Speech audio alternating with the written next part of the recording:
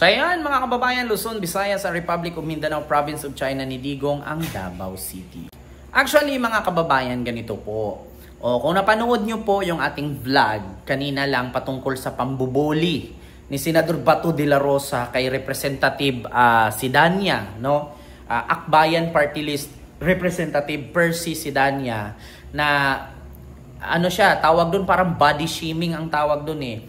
Kasi kung napanood ninyo nung nakaraang vlog natin, ito po yung kadahilanan na kung bakit nag-react itong si Congressman Sidania patungkol sa statement ni Sara Duterte, na in-interview si Sara Duterte ng media na kung ano ang opinion at reaction niya na siya ay na-impeach sa House of Representatives. So ito po yung sagot ni Sara, no, na in-impeach siya. Alam nyo, mas masakit pa ang maiwanan ng boyfriend o girlfriend kesa ma-impeach ka ng House of Representatives. So ngayon naman mga kababayan, bukod dun sa reaksyon ni Sara Duterte na mas masakit daw maiwan ng jowa kaysa sa ma-impeach ng House of Representatives, nag-react nga itong si Congressman or Akbayan Party List Percy Sidania na hindi ito usaping jowa. Usapin ito ng accountability bilang public servant. Hindi ito kalandian. So, 'di ba, kailangan mong panagutan kung anuman ang nagawa mong mali, kaya ka na-impeach. So ngayon nag-react itong si Bato de la Rosa at sinabi nga niya na ganito, sabi niya, lumapit ka nga dito kasi sapakin kita sa kabilang mukha mo para balanse. Sabi ni Bato, kasi nag-react nga itong si Congressman Percy Sidania na hindi ito usapin ng juwaan. Usapin ito ng public accountability at pananagutan.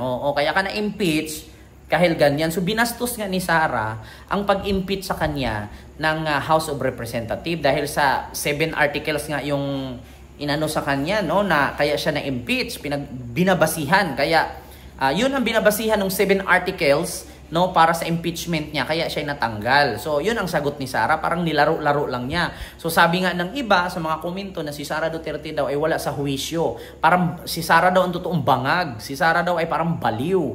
Hindi nag-iisip na kung ano ang sinasabi niya, ayun na yun. So, ito namang si Bato din, hindi na nag-iisip. Ako naman, hindi naman ako nagtataka kung ganun din ang reaksyon ni Bato kasi ganun din naman ang reaksyon ni Sara. So, pare-pareho lang yan eh. Same feathers flocks together. Ganun yun. So, kung ano yung puno, siya yung bunga. Kung baliw ang puno, baliw din ang bunga. So ito namang si Bato, sabi niya, halika dito, sapakin kita nang pumantay yung pisngi mo. Kasi actually, itong si Representative Percy Sidania ay isang stroke survivor at isang kongresista, isang congressman patungkol sa Akbayan Party List. So ngayon, ayun nga ang sabi ni Bato. So pagkatapos ng sinabi ni Bato doon na halika dito, ayan lumapit ka nga dito kasi sapakin kita sa kabilang mukha mo para balanse. Kasi sabi niya, yung mukha mo sinapak na hindi natin alam kaya ngiwi. So kasi actually itong si Representative Percy Sidania tabingi kasi stroke survivor nga. So it means to say siya ay PWD or person with disability. So ngayon binastos ni Bato. Pagkatapos ng bastusin ni Bato niyan, pinutakti siya, pinuna siya ng mga iba't ibang tao, netizen na grabe naman, ganyan ba ang gusto ninyong senador? Parang walang good manners and right conduct, parang walang pinag-aralan, parang wala din sa wisyo, parang actually hindi porkit senador ka kaya-kaya mo ng ganyan, hindi porkit senador ka ganun-ganun na lang ang sasabihin mo. So sabi ng tao, ng netizen, so pinutakti siya ngayon, nag-trending siya ngayon, nag-viral siya ngayon. So actually, Senador Bato de la Rosa, hindi sa pagmamayabang ako bilang isang normal na Pilipino, bilang isang content creator, blogger, political blogger, influencer, kaya kong manawagan sa aking YouTube channel or sa aking page na hindi ka iboto. Sa akin palang tabingi ka na Ikaw yung totoong tabingi. Sa totoo lang Bato. Sa bilog ng ulo mo, hindi man tabingi yung bunganga mo, pero tatabingi ka sa butuhan. Maniwala ka sa akin, Senador Bato de la Rosa. Hindi man tabingi ang mukha mo pero simbilog naman ang utak mo na ang laki ng ulo mo, Senador Bato de la Rosa, pero walang laman. Anong klaseng tao ka? Kamag-anak ka ba ni Koki? Bilog yung ulo mo. Ikaw ba yung pinagmanahan ni Mr. Clean? So bukod doon mga kababayan, na nilait, binuli at 'Di ba? Tinawag pa nga niyang ngiwi, kaya nasuntok daw ng hindi natin alam, kaya naging ngiwi, kaya palapitin daw niya para suntukin niya yung kabila para pumantay. Hindi niya alam na PWD yung congressman. Actually, wala naman talaga sa utak ni Bato yan. Yung alam, wala siya yung salitang alam. Bakit? Bubo nga bato nga May bato bang may utak? Wala talaga. Ang bato, tutubuan lang ng lumot yan. Oo. So ngayon, eto na. Bukod dun sa pambubuli ni Bato at pambabastos kay Representative Percy Sidania ng Akbayan Party List na susuntukin daw yung kabilang pisngi para pumantay kasi sinuntok daw ng di niya alam kaya ngiwi. Oo. So ito na. Nanghingi na ng pasensya ang putang inang Bato na walang laman yung ulo. Bato apologize after backlash for mocking Akbayan Sulon. Oo, sabi dito. So ito nga ang sabi niya. Sabi nga dito ni Senador Riza Hontiveros kay Bato de la Rosa, the senator said his remark against the Akbayan lawmakers stemmed from his anger of Mindanao's and Cebuano speaking people, whom he emphasized with, "I apologize for what I said and did.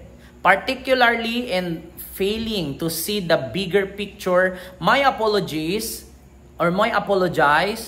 to Congressman Percy Sidania for my offensive comment on his person and I wish him good health," De La Rosa said in the statement. "I make no excuses and I'll take full responsibility for the hurt of my word have caused," he added, sabi niya. So De La Rosa, a known Duterte ally seeking re-election, commented on a Facebook post that he would knock up Sidania's face after the lawmaker criticized Vice President Sara Duterte for not taking her impeachment by the House of Representatives seriously. So actually, tama lang naman yung ginawa ni Congressman Percy Sidania na hindi po ito usaping jowa, hindi ito usaping kalandian. Usapin ito ng bayan na hindi porkit na-impeach ka sa House of Representatives, sasabihin mo mas masakit pa yung iniwang kang jowa kaysa sa ma-impeach. So ibig sabihin, hindi ka talaga pumasok bilang public servant, public official to serve the nation, to serve the people. Pumasok ka for your own interest. Diba? So ganun din naman ang reaksyon ni Congressman. So kahit sino ang tanungin, public figure ka, public official ka, pangalawa ka sa pinakamalaking ranggo or as in Vice President in the Republic of the Philippines with no act, diba? No function, just like a mannequin, just like a statue, di ba? Kaya hindi pwedeng ganun. Kaya dito mo malalaman kaya sa sunod kung gusto nyong bumuto mga kababayan, isipin nyo po yung marunong mag-ano ng accountability. Diba? Ayusin nyo yung pag-iboto ninyo yung matino, hindi yung baliw, di ba? Hindi yung kalog, hindi yung bangag.